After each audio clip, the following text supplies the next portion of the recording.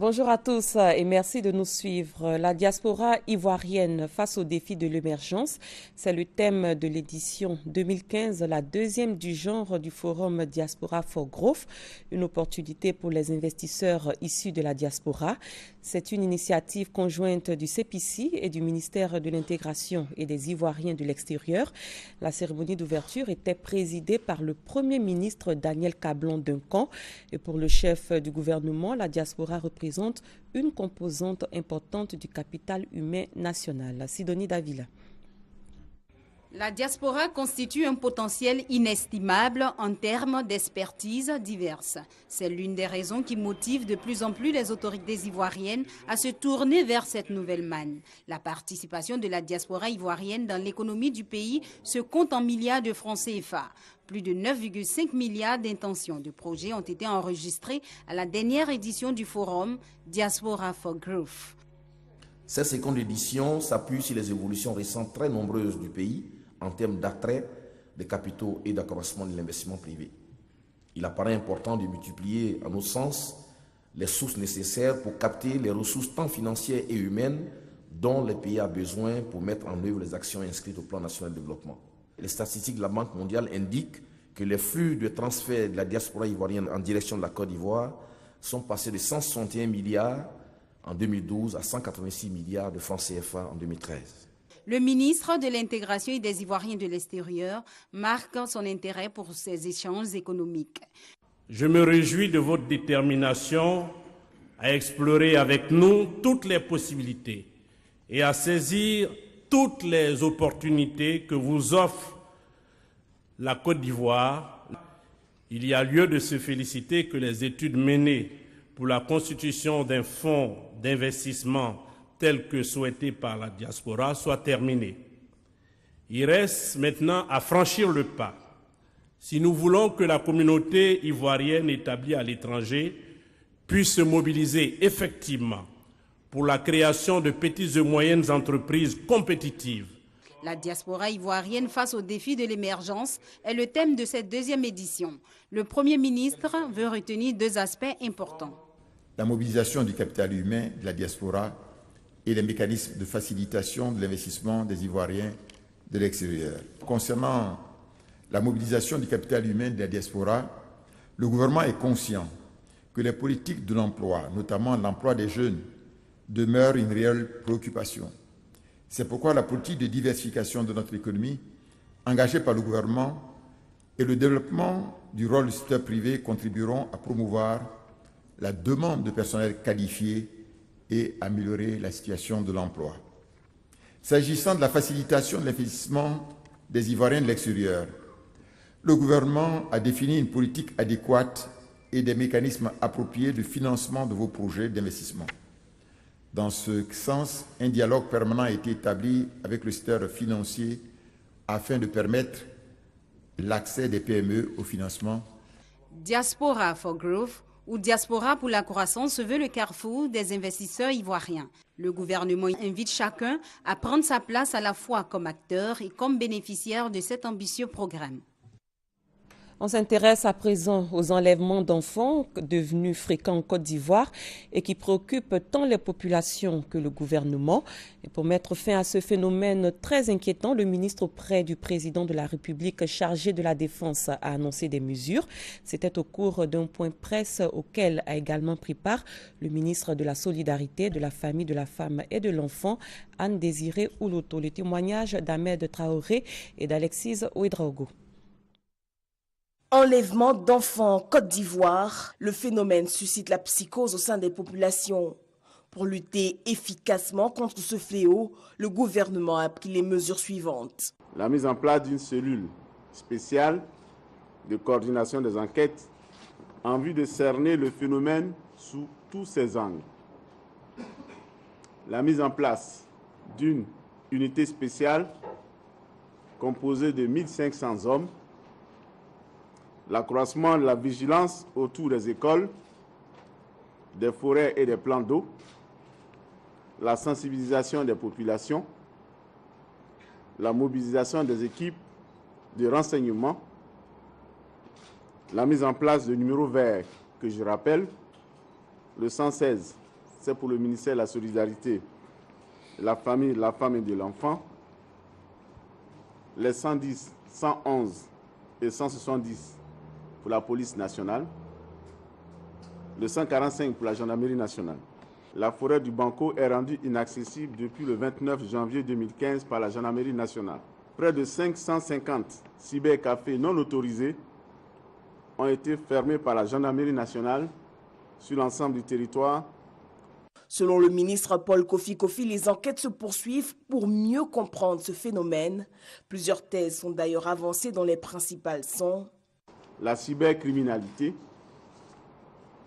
la filière des crimes rituels, les besoins d'organes humains, l'enrichissement rapide, les réseaux criminels, etc. Anne-Désirée Ouloto, ministre de la Solidarité, de la Famille, de la Femme et de l'Enfant, a quant à elle exhorté les populations à fédérer les énergies pour l'éradication totale de ce mal.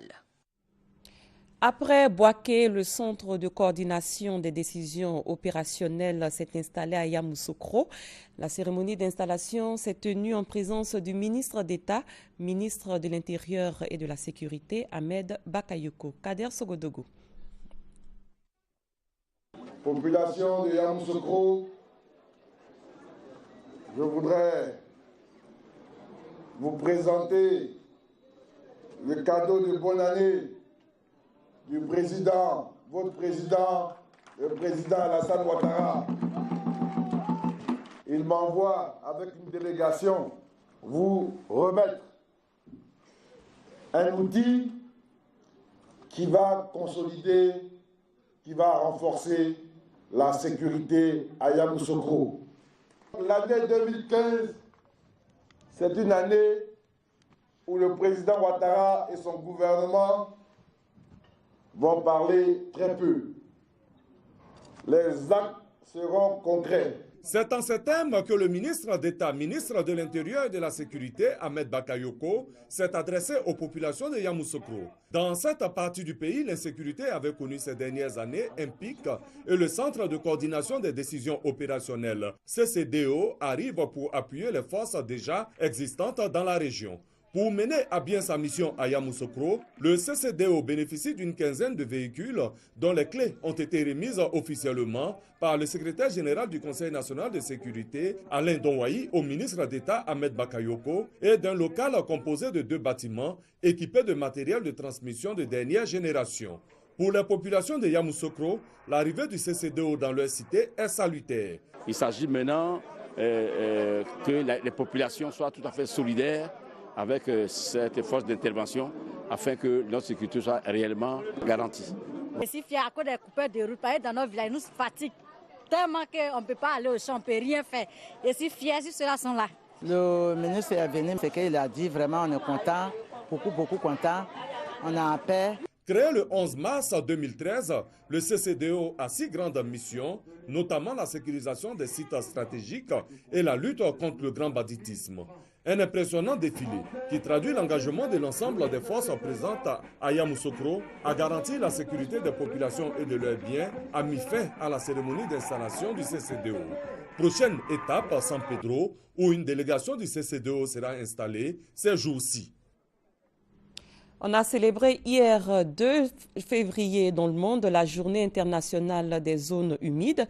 Il s'agit de zones constituées d'étendues d'eau dont la profondeur à marée basse n'excède pas 6 mètres. Et pour des spécialistes, ces zones qui existent également ici en Côte d'Ivoire doivent être protégées. Ils demandent l'implication des pouvoirs publics pour leur gestion durable. Grâce Kando. Les zones humides sont des étendues d'eau permanente ou temporaire où l'eau est stagnante ou courante, y compris des étendues d'eau marine dont la profondeur à marée basse n'excède pas 6 mètres.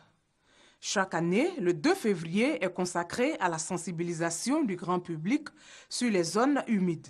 Occasion aussi de commémorer l'anniversaire de la signature de convention de Ramsar en Iran, comprenant 157 pays. La convention Ramsar, qui s'occupe de la préservation des zones humides, a été signée le 2 février 1971 à Ramsar, en Iran.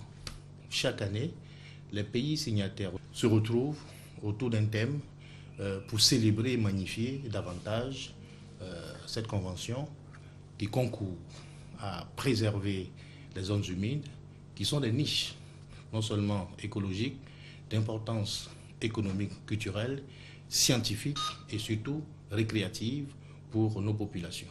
Les zones humides sont d'une importance capitale pour les populations et pour une gestion durable de ces zones, l'implication des pouvoirs publics est souhaitée. Les zones humides sont des zones qui sont délaissées.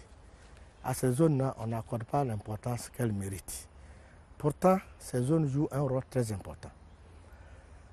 Par la captation de l'eau, elles permettent d'enrichir la nappe phréatique. Ce sont ces zones-là qui permettent de nourrir la nappe phréatique et qui fournissent de l'eau à la population.